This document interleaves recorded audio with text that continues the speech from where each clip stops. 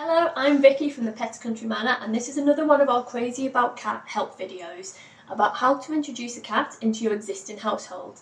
Now, we've got 5 rescue cats that we've adopted from various rescue centres throughout Merseyside over the past few years, and these are basically just the steps that we've implemented to help our 5 cats get on with each other and become integrated, and they seem to have worked quite well, so we just wanted to make this video just to hopefully give you some tips and some advice on how to introduce a cat. So what we would recommend is to do a scent swap with the new cat that you're getting. So if you can take in some beds and blankets of your own cats and beds, blankets, litter trays, bowls, things like that, take them into the new cat that you're getting and ask the owner of the other cat or the rescue centre for beds and blankets and bowls and also litter trays from the new cat, and then put them into your house, and then hopefully that way your new cat can smell the new cat that you're getting, and the new cat can smell your existing cat as well. So when you get your new cat, what you want to do is put them in a quiet room in your house, a bedroom or something like that, a room that's not in use, so it's nice and quiet. Put your new cat into that bedroom or whatever room you're going to use with their bowls and their litter tray and their blankets, and make sure they're comfortable because that's basically going to be their room for the next couple of weeks. What we would recommend when you get your new cat is to use a product called Pet Remedy, and Pet Remedy is a natural calming and distressing aid. You can get them in sprays or you can get them in plug-ins, and we just recommend putting a few sprays or a plug into your new cat's bedroom and also around the house as well, just to help things go a little bit smoother and just to make sure the cats are both nice and calm. So the next step is a little bit difficult to put a time limit on because it's completely dependent on each individual cat.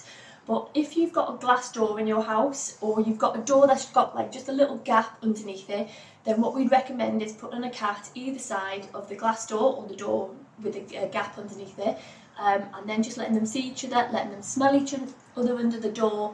And also what you could do is put some dreamies or chicken or tuna or ham, whatever their favourite treat is, put them on either side of the door.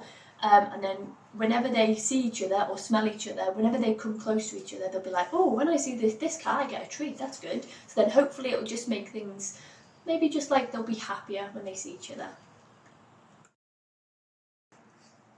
So depending on how that step has gone and your cat's seeing each other, because they might still be hissing at each other, they might be growling through the door. If that's the case, just keep on with doing that. They might have even got on great, so you're ready to do the next step.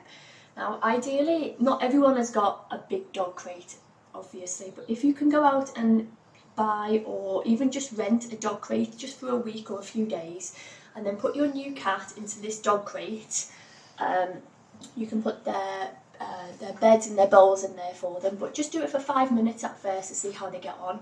So your new cat will be in the bedroom that they're normally in the dog crate, which is all open side. What you could do is hang a blanket over the back of it, so then the new cat, if they do get a bit scared, they can kind of like hide away behind this blanket, and then let your new cat into the room, where the dog crate is, and then they can just get really close to each other. They can even kind of touch noses, but then hopefully if there is any animosity, there won't be too much blood basically. So hopefully it'll go well, and again, just keep on with the treats, and even if they like playing, if they've got like a feather toy that they like to chase, then what we'd recommend is trying to entertain each cat, to take give them something else to think about as opposed to who's this new cat. So then if they've got treats and they're playing with something else, they're preoccupied with something else that's going on and the focus isn't all on the meeting.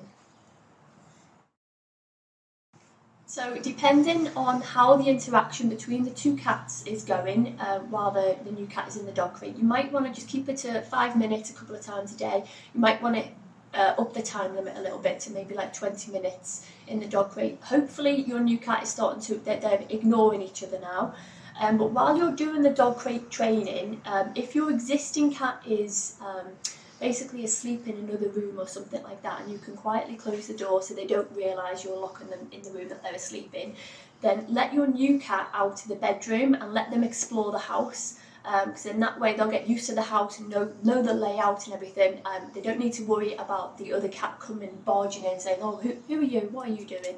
So if you can make sure your existing cat is asleep in a bedroom somewhere, let the new cat out, let them explore the house, and then put them back into their bedroom, and then let your existing cat out, do the dog crate training again, so you can do these two things at the same time. So hopefully everything is going well with the introductions, but just remember to take it slowly, because first impressions can last a lifetime. So you might be doing these steps for a couple of days, or you might be doing them for a couple of weeks, but don't rush them, just be patient and keep on with the steps. And if everything is going well, then what we'd recommend for the next step is letting your existing cat into the bedroom with your new cat. Close the door, make sure you're in there with them, and just have a towel ready just in case. Hopefully you won't need it because the introductions are going well. But let your existing cat in with your new cat and just see how they go. With them being contained into one room, they won't be able to chase each other all over the place, and you'll be able to keep control of the situation if something does break out. But you'll have a towel ready. They do start squabbling, you'll have a towel there just to kind of like throw on top of them to separate them again. But hopefully you won't need to do that step. So that's pretty much all our advice on how you can introduce a new cat into your household. Hopefully all these steps will help, but just remember to take it slow. We are all a little bit impatient when we get a new cat, and we want them to settle in as quickly as possible into the house. But just take it really, really slow. You might be doing it for a couple of days, you might be doing it for a couple of weeks.